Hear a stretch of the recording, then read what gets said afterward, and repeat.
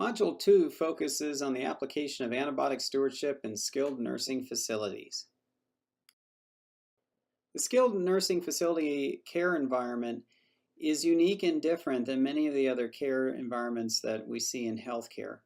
And so this presentation will go through the different aspects of antibiotic use that are specific to SNFs, as well as some of the challenges pertaining to urinary tract infections in SNF residents. Like many other care dispositions in healthcare, SNFs do have a problem with antibiotic prescribing, in that an estimated 75% of antibiotics are prescribed inappropriately.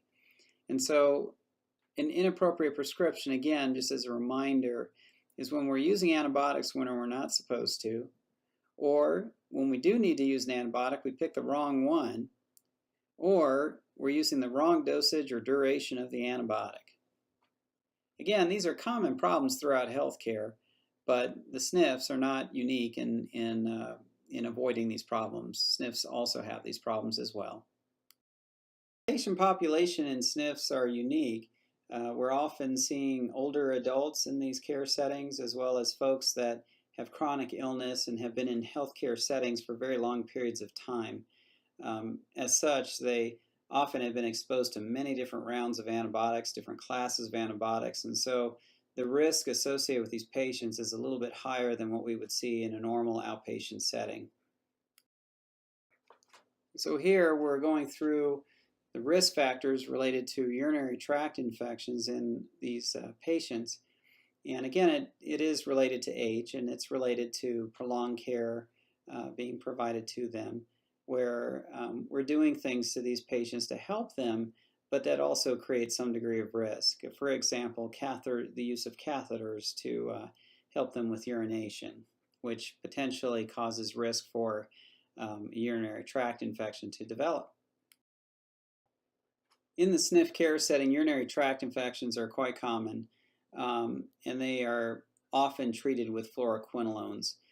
We have a substantial problem with fluoroquinolone resistance in the state of Nevada, and it's not a recommended frontline antibiotic to use, but we do use it a lot. And as a result, we've seen a lot of drug resistance. A key challenge for both long-term acute care facilities and skilled nursing facilities is determination of when to prescribe an antibiotic for suspected urinary tract infection. And there are tools out there like the SBAR that can help determine when an antibiotic might be needed. One of the challenges is the specificity of that tool. We have seen a lot of treatment of asymptomatic bacteria, which is inappropriate. And there's been a lot of challenges in the geriatrics community. A lot of recent publications looking at, how can we do better with making the choice to give an antibiotic in the first place. Asymptomatic bacteria is not something that we want to be treating. We want to make sure that they're symptomatic and have evidence of urinary tract infection. That can be quite challenging to determine, of course, in an altered mental status patient or a patient who's elderly and can't communicate very effectively. So we do recognize up front that SNFs do have some challenges here trying to decide when an antibiotic is truly appropriate versus not. So the literature is starting to unpack, some procedural things that we can do to reduce the risk of urinary tract infection amongst patients in the SNF care setting.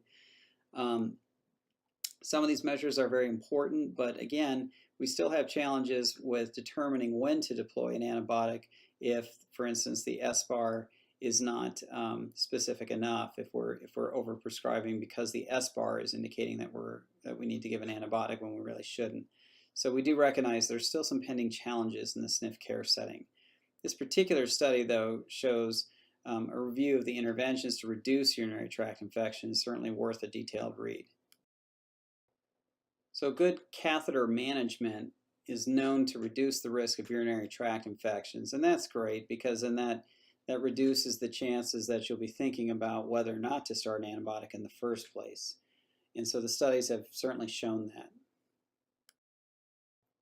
With our challenges acknowledged about the SBAR, we do know that education is important, both for the patient families, again, and as well for the staff.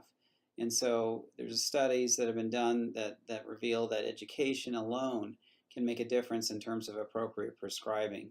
So we really don't want to discount, the power of education and making sure that we're getting urine cultures and reviewing the culture results and adjusting our management appropriately.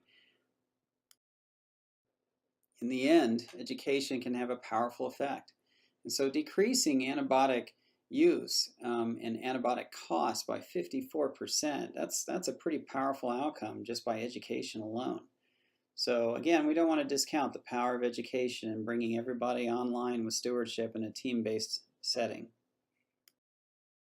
So to summarize, SNFs are not particularly unique, and they're not necessarily, we don't tend to see the worst resistance patterns in SNFs either. We've seen worse resistance patterns coming from the long-term acute care facilities as well as intensive care units. However, SNFs are sharing patients with these facilities, so you do need to be aware of the resistance patterns in your community and the resistance patterns that other facilities that are sharing patients with you have. Incorrect antibiotic prescribing can be hazardous, as we discussed in the prior module, that it can cause adverse health effects as well as promote ongoing antibiotic resistance.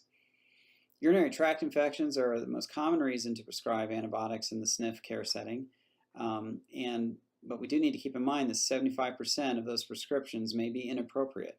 And so we need to be very careful about the decision points of when we deploy antibiotics and making sure we're picking the right antibiotics for the right disease and picking appropriate dose and duration.